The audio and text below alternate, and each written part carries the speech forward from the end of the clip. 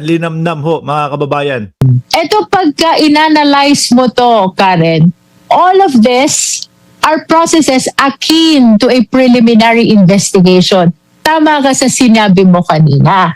And the most significant part of that is the purpose of this clarificatory hearing really is only to determine probable cause. And the definition of probable cause is justification to be able to proceed to trial. Kaya gaya po nung sinabi ko nung mga unang minuto ko, no? Pabor sa Vice Presidente yung pag-attend doon sa trial na yun. No? Tsaka, malay nyo, magkalabasan nung mga ibang ebidensya. Magkalabasan nung ibang tatalakayin sa Senado, which is yung impeachment court na po na yun. Magiging parang ano po nila to, parang magiging parang practitioner po nila ito. Di ba? Sabi ni Antonio Marcos, takbo na naman si Sara sa Supreme Court. Totoo kuya, papakita ko sa inyo mamayang kaunti lang po kasunod nitong interview ni Congresswoman Luistro. Di ba? O, magkakatanungan, ganun pala yung ano nila, yung mga ebidensya nila. Ngayon, may ilang araw, ilang panahon, o kung isang buwan, kung ilan man. Pero sana, wag naman po, no? Pagkapasa sa Senado, sana mangyari yung ano agad, yung impeachment court na tinatawag. Pagkapasa, okay, ito na. Ngayon, yung kampo nila, mapag-aaralan yan. Di ba, Sir Chris Angel? Mapag-aaralan nila, mga bossing, at Walis Carlenga, yung mga ebidensya at yung mga harap doon. Pagka napag-aaralan nila, malaki ang tsansa nila na manalo. O, di ba? Kung maidedepensa nila lahat yun. Kaso ang dami, mga kababayan. 4 ang nakikita ko at natatandaan ko. Confidential funds, bribery sa DepEd. Ito ang pinakamahirap. Yung pagbabanta sa buhay ng Pangulo, asawa ng Pangulo at kay Martin Romualdez. Lahat ho kasi tayo, lahat napanood natin yon. At yung pinakamasakit yata sa ulo din ito, yung kay Ramil Madriaga, na kinatatakot nilang lumabas ho, mga bossing. We cannot compare this to, I mean, if you compare this to the proceeding in the Senate, yun talaga yung actual trial, the purpose of which is to determine the guilt and the innocence, and after which, if found guilty, it will be the implementation of the necessary penalties, no? While I use the term mini trial. Do you believe now that you used, I mean, now that we're having this discussion, frankly speaking, do you believe that it was a mistake to use mini trial? I don't think so, because it was intended to make a clear distinction between what the people are watching in TV with respect to the trial that is happening in the Senate. Because how else will you explain that to the ordinary people? Ang nakatatak sa isip ng tao ay yung trial ni President Estrada, trial ni Chief Justice Corona, because they've seen this in televisions. And in my effort to reach out to the grassroots, because after all, this impeachment process is an extraordinary power that was given to the Filipino people. I use mini trial to make them understand, ito pala maliit na proseso. Yan. O, di ba? Tsaka yan yung sinasabi natin, mga boss. No? Etong Kongreso, pabor kung umattend ang Vice Presidente. Maririnig nating maliliit na mga Pilipino kung ano yung kanilang depensa. Na kapag ka tumugma doon sa timpla natin, yung depensa nila, baka pati tayo idepensa ang Vice Presidente. Uulitin ko, wala pa ho tayong naririnig na depensa. Galing po sa kanila. Puro po ang sinasabi nila, doon sa tamang oras, tamang panahon, tamang lugar, which is yung Senado daw po. Eto nga kabado sila, takot na takot sila, mga bossing. Na makita yung mga ebidensya. Di po ba? compare doon sa nangyayari sa Senado, which is the real trial, no? Oh, but this is not a trial. That's the problem. What you are doing is not a trial. Parang napaghahalata na DDS ba nga? Tama ba? Banji, San, Irene. Oh. DDS ba itong si ano? Itong si Karen Davila? Hindi ko lang alam, no? Baka talagang mahigpit at ganun lang talaga siyang magtanong. Trial, right? I mean, That's correct. a trial determines guilt or innocence. So technically, the word trial is wrong. Perhaps it is misplaced, but it has reference to a structured process of investigating and giving opportunity to both parties to present the respective evidence, no? Kasi you could have just Sumagot yung mga nasa comment section. Sabi ni Marge, DDS yan. Sabi ni Tato, nagmamarunong pa si Karen. Sabi ni Jay, The Explorer TV, trivia lang po, DDS po yan. Oh. Sabi ni, I think DDS siya. Sabi ni Irene, oh, di ba? Sabi ni Chaicher, ano ba ya, Karen, ano ba ya, halata ka naman daw. O baka nga DDS. use probable cause hearing.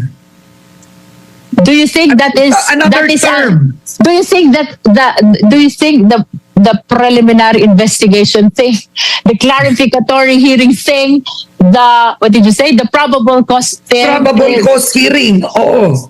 are this easily understandable to the grassroots, the ordinary Filipino people? I think Well, that kasi the ang mini trial can have legal implications.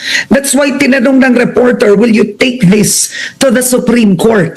So baka sumabit ulit kayo. 'Di ba? Yun ang Well, tanong. we cannot stop them from bringing any stage, any nomenclature, any proceeding, any step that we are doing in the Justice Committee. Na naman, teknikalidad na naman ang dadalihin nila. Aba, kung DDS ka tapos ang maririnig mo na panangga nila doon sa impeachment ng Vice Presidente, teknikalidad na naman. Magtaka ka na. Di ba? Bakit ganun? No? Bakit hindi man lang tayo makarinig na idepensa ng Vice Presidente? O talagang utu-utu na lang kayo na okay na kayo?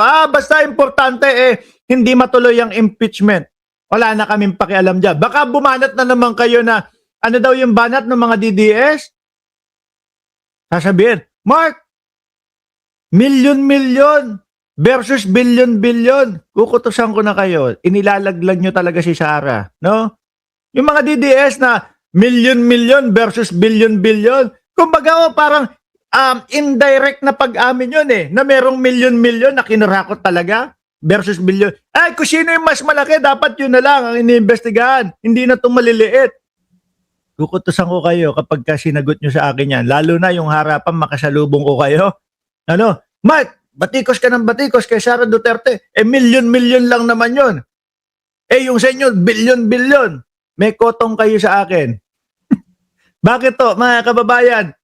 Yung sa bilyon-bilyon na paulit-ulit nila sinasabi, hanggang ngayon po, hindi pa ma-approve. No? Ito, yung ginagamit nilang 18 marites.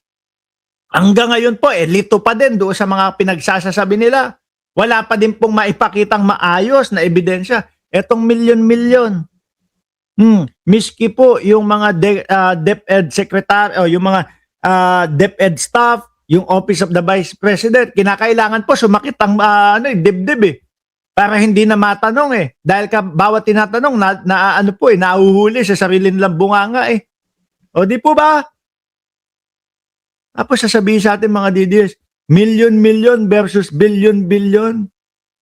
Aanga-anga kayo, nilalaglag nyo si Sara kapag ganyan, lagi nyo sinasabi. To the Supreme Court because that is their prerogative, that is their right. However, even Sabi ni Ma'am Annalyn Ando, ang tanong natin dyan, saan niya ginamit yung 165 million within just 11 days?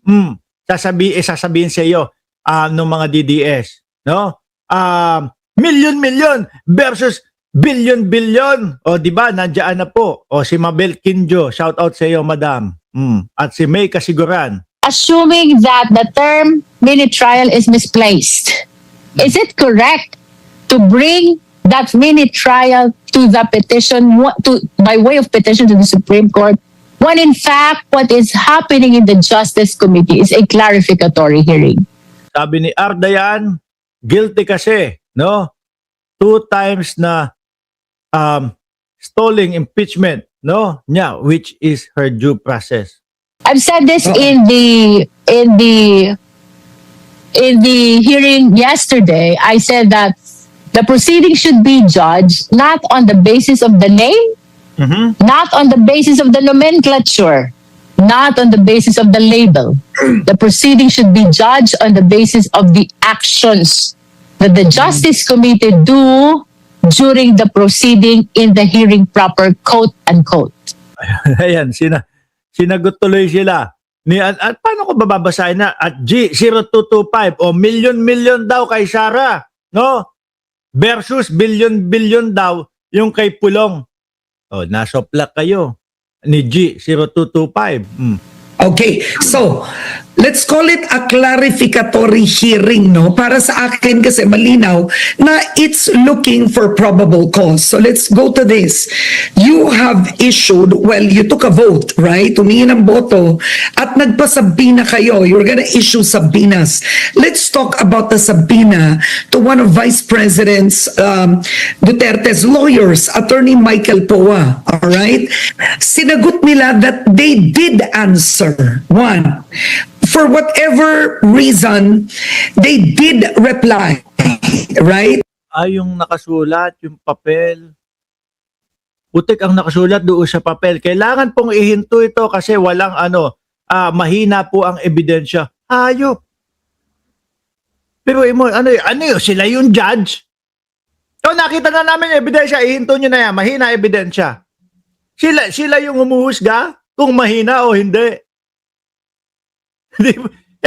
Sila yung kampo nila. Yung nahaharap sa impeachment, mga bossing. Sabi ni Banji San, konti lang ninakaw. Sila bilyon, no? Nagagalit sila mismong DDS. Aminado ang Totoo, yung mga pamilyon-milyon versus bilyon-bilyon nila. Nilalaglag nila ang vice-presidente. They did reply. The non-reply is their interpretation is a response. So that's number one. The vice president not attending the hearing, they may have a point and say, what makes that any different? Si former President Estrada, hindi naman nag-attend. Si Corona, si Gutierrez, ang dami, hindi naman nag-attend sa any House hearing. Right? Kumbaga, it was brought directly to the Senate. So, they... Sino-sino daw po yung mga hindi nag-attend, mga kababayan? si Estrada, ayun, si Bac, si Corona, sino daw po? Si Vice Presidente, ibig sabihin, ganun din ang mangyayari. Mga kababayan.